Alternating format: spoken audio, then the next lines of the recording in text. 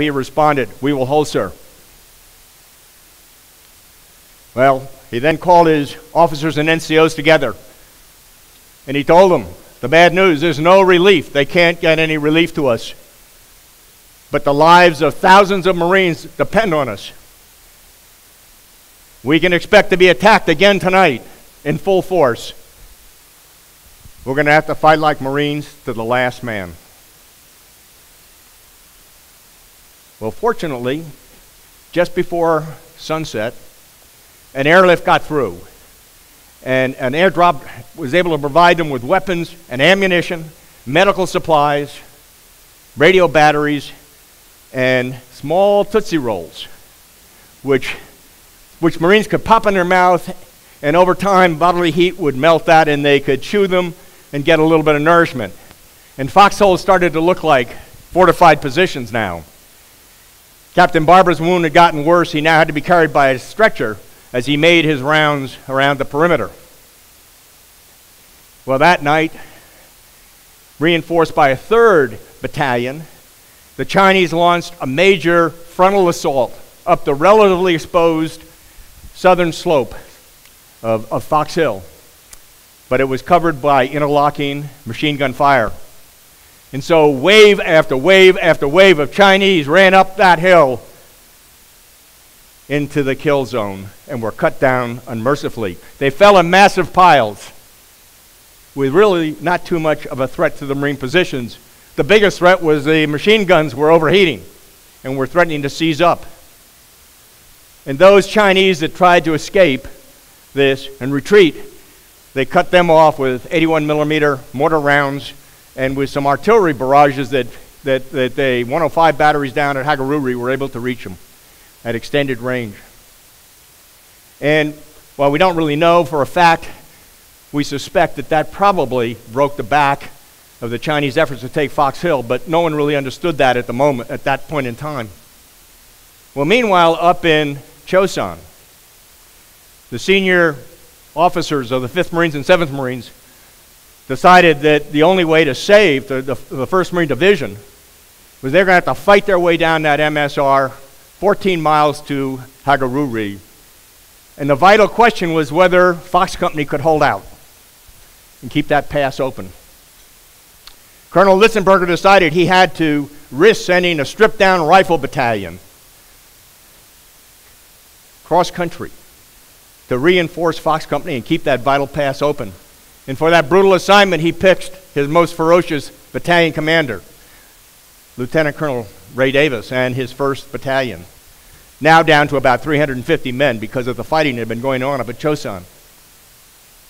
Well, the 1st Battalion started off on the evening of December 1st and fought their way down the MSR, not too heavy fighting as it turns out, for about 2 miles, and then at a place called Turkey Hill, which was a Chinese stronghold, they cut inland. Well, there were some skirmishes with the Chinese, but in point of fact, the Chinese failed to recognize that a whole Marine battalion was maneuvering past them down below. Well, from there, that 1st Battalion had to trek overland to reach Fox Company through the back door. As the crow flies, it was only 4.5 miles. But in point of fact, they had to climb over 3 high mountain ridges in the dark and untracked snow. Well, the Marines struggled up and down these steep slopes with sometimes a snow right up to their waist in the debilitating cold. And on those upper slopes of those ridges, they found countless Chinese that were largely frozen to death, and those that were still alive they killed with entrenching tools and bayonets. The morning of December 2nd, totally exhausted, haggard, and strung out, they reached the base of Fox Hill, and they were stunned to see that the landscape was littered with Chinese bodies. You couldn't walk without stepping on them. The 246 men of Fox Company were now down to less than 80 effectives, and most of them were wounded or frostbitten. But Fox Company had managed one of the greatest last stands against overwhelming odds, at least 10-1 in U.S. history. and managed to slay about 75% of the enemy, they estimate, leaving at least 1,800 Chinese dead on that mountainside. Well, the next morning, the chosen few of the 1st Marine Division came down the MSR, and when the last of that column passed Fox Hill or through Tactan San Pass, Fox Company climbed off that hill and fell in line and brought up the rear guard. And when they got to the outskirts of Hagaruri, they lined up in parade formation and marched into town singing the Marine Corps hymn. 3 individuals involved with that last stand were awarded the Medal of Honor.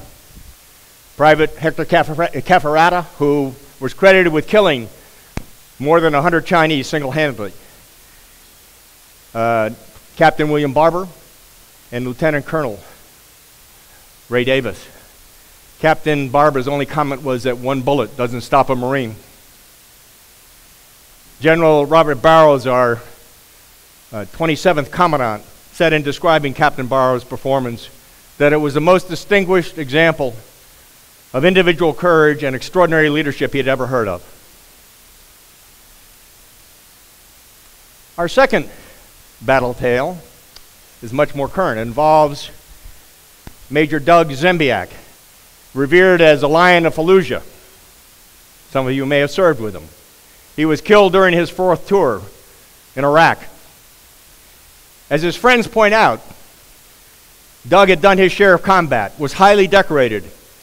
He could have stayed out of harm's way in a relatively safe job, but he wanted to be with his Marines in combat on the front line.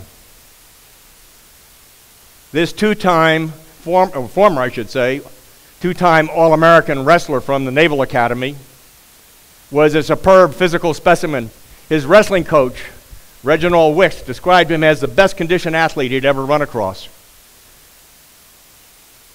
He was extraordinarily strong, fast as a cat, and had great endurance. And whenever Major Zembiak had a meeting for describing a mission or working out a mission with the members of the Navy SEALs or Army Special Forces in some hut or tent in Iraq, his men used to line up outside there and brag openly that their CEO was the toughest man in that room. He was a tough son of a bitch. An aggressive, hard-charging Marine officer, but one who cried openly when any of his Marines were hurt or killed. More than 1,000 attended his funeral at Annapolis, most of whom had served with him in combat in Iraq. And those that attended the funeral like to tell the story that back in April 2004, during the first Battle of Fallujah, then Captain Doug Zembiak was in command of Echo Company, 2nd Battalion, 1st Marines. And Echo Company had been sent deep into insurgent territory to help a Marine patrol that had come under heavy fire. And they got into a part of the city and they came into an intense sort of firefight situation. And Captain Zembiak took about 2 squads of his men up onto a roof to try and counter the insurgents that were firing down on them. And when they got up there, they ran into withering fire from automatic weapons and rocket-propelled grenades. In some cases, the insurgents were only 20 feet away. And they were battling it out when an Abrams tank, Marine Abrams tank, roared into the street below them with the firepower to change the course of this battle. But, as often happens, the radios didn't communicate. They could not communicate with the radio of that tank. So Captain Zembiak ran down the stairs, out into the street, directly into the line of fire, becoming a prime target as he climbed up onto that tank, and he beat on the turret until the tank commander opened the hatch. And then he directed the gunner where to fire to knock out the insurgent strong points and strongholds with bullets and shrapnel ricocheting all around them. Those who witnessed this say the Marines, their jaws dropped in awe at this display of personal courage in the line of fire, intense fire in this firefight. Well, he was wounded. He was shot in the knee and had multiple shrapnel wounds, but he refused to be evacuated and stayed with his Marines through the month-long Battle of Fallujah. Well, after the battle, he was interviewed by a reporter. And he told the reporter, "My Marines fought like lions." And he was soon dubbed the Lion of Fallujah. He went on to say, "This was the greatest experience of my life. I never felt so alive, so exhilarated, so purposeful." Well, in reality, he was certainly an unashamed, an unabashed warrior, much like the legendary Spartan heroes of, say, 4,000 years ago. Well, Major Zembiak was killed on May 11th, 2007, as he was leading an Iraqi unit that he'd helped train, and they were just about ready to enter a darkened alley in Baghdad, and he suspected an ambush, and he ordered the troops to take cover, and he was moving among them like a good officer, getting his men down in safety when he was hit by small arm fire fatally. His decorations were a silver star, a brown star with combat device, 2 Purple Hearts, and one of his close friends spoke at his memorial. He was a Navy SEAL, and he said that he had served with Doug for 4 years in the Naval Academy and 1 year in the Marine Corps at TBS and the Infantry Officer Course, that Doug was always the best of all of us. The only thing bigger in his heart was his courage, and that the nation had lost one of the greatest warriors of our time. Robert Gates, then Secretary of Defense, lost his composure in public as he described the life and death of Major Zembiak. General Petraeus named a heliport in Baghdad Airport after him, and the Secretary of Navy is considering a petition to name the next Arleigh Burke destroyer after Zembiak. 2 years earlier, Doug was heartbroken to learn that his closest friend, Major Ray Mendoza, had been killed by an IED in Iraq on November 20th, 2005. Major Mendoza had relieved Captain Zembiak as commander of Echo Company, and he had been a big, tough, rough, aggressive combat leader. But if you read the blogs from his men who served with him and his friends, it's clear that he was also an inspirational and beloved Marine officer. It turned out that Major Mendoza also was a legendary wrestler, heavyweight wrestler at Ohio State University. And when the school learned that he had been killed, the football team wore his initials on their helmet for the big rivalry game against the University of Michigan the next weekend. Mrs. Mendoza asked Doug Zembiak if he would write a memorial letter to their children so that when they grew up, they might know what kind of man their father was, know something about him. She had intended to keep that letter sealed until the children were grown, but when she learned that Doug Zembiak himself had been killed, she decided to open it, and after reading it, to share the content with other mourners. I'd like to share with you a couple of passages from that letter. Was it like here?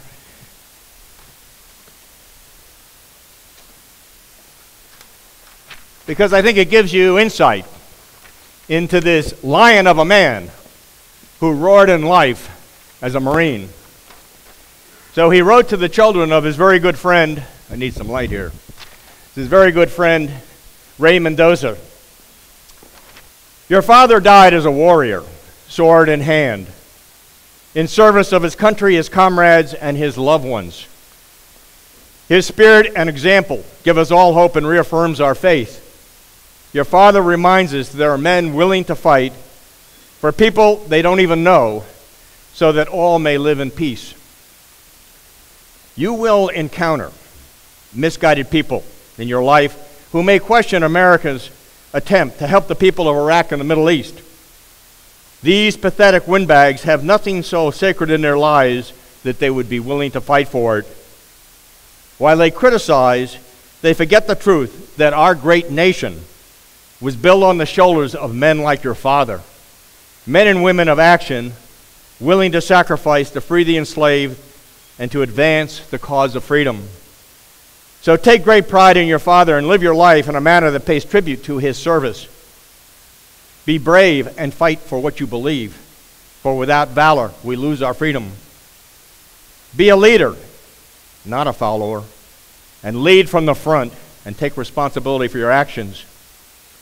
Be willing to sacrifice, for anything worthy in life requires sacrifice. Be disciplined, for it is discipline that builds the foundation of your success. Keep your word and live with integrity, for without integrity we deceive ourselves. Believe in something bigger than yourself. Serve your country. Teach, mentor, and give back to the community. Be humble and self-confident and be a good friend. Never forget those who were killed and never let rest those who killed them. And Doug concluded, I joined the Corps to serve beside men like your father. And there is no other Marine I'd rather have protecting my flank in combat. I will honor him on the field of battle by slaying as many of our enemies as possible, and will fight until our mission is accomplished. Well, I think that those two inspiring stories personify our core values of honor, courage, and commitment, and remind us why we take such pride in memorializing the birthday of our beloved Corps. We are indeed blessed to be part of this sacred brotherhood. And as we celebrate the 236th birthday, Marines around the world will stand and sing the Marine Corps hymn, as I believe we will do at the conclusion of this ceremony. And in doing so, they will be paying tribute to those who have gone before us, those who have died, who have given their everything at places like Belleau Woods, Sauchan, Guadalcanal, Tarawa, Iwo Jima, Okinawa, Incheon, Chosun, Quezon, Hue City, Fallujah, Najaf, Marja, Helmand Province. The list is long and distinguished. And as we leave these halls tonight, we will undoubtedly say Semper Fi or Semper Fidelis to each other. But we know those words can be a form of greeting, salutation, a kind of high five. They can mean a lot of things, depending on the circumstance. But when the going gets tough,